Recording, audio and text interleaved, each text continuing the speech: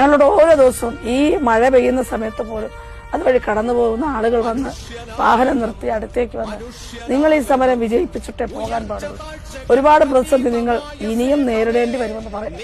പൊമ്പളരുമയുടെ നേതാവ് ശ്രീമതി ഗോമതി ഇന്നലെ മുതൽ ഞങ്ങളോടൊപ്പം ചേർന്നിട്ട് ഒറ്റയ്ക്ക് അവിടുന്ന് യാത്ര ചെയ്ത് വന്നു. അവർ പറയുന്ന കാര്യങ്ങൾ കേട്ടാൽ അത്ഭുതപ്പെട്ടു. ഈ സമരത്തിന്റെ ഓരോ ദിവസവും എടുത്ത നടപടികളെല്ലാം അവരുടെ അടുത്ത് പ്രയോഗിച്ചതാണ്. നാളെ എന്ത് നടക്കുമെന്ന് ഗോമതി നമ്മളോട് പറയുകയാണ്. കാരണം അവര് നേരിട്ട് അനുഭവിച്ച ആളുകളാണ്. അപ്പോ കഴിഞ്ഞ എത്രയോ വർഷങ്ങളായി ഒരേ പാറ്റേണിൽ ഒരേ രീതിയിൽ അവർ കാര്യങ്ങൾ ചെയ്യാണ്. ഞങ്ങളല്ലാതെ മറ്റാരും സമരം ചെയ്താലും ഞങ്ങളത് പൊളിച്ചിരിക്കും. പൊളിക്കാനുള്ള മാർഗങ്ങളുണ്ട്.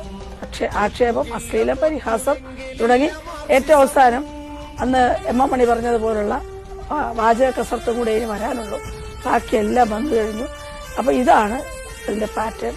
ദയവ് ചെയ്ത് ഈ അധികാര കസ്റ്റഡിയിലിരിക്കുന്ന ആളുകൾ, ഈ തൊഴിലാളി വർഗ സ്നേഹം പറയുന്ന ആളുകൾ അതൊക്കെ മതിയാക്കിയിട്ട് മനുഷ്യരാകാൻ ഇനി അവർ തയ്യാറാണ്. അപ്പൊ ഒരുപക്ഷെ സമ്മേളനത്തിന്റെ വേദികളിലൊക്കെ മനുഷ്യരാകണം എന്നുള്ള പാട്ടൊക്കെ മുഴക്കുന്നുണ്ടാവാം.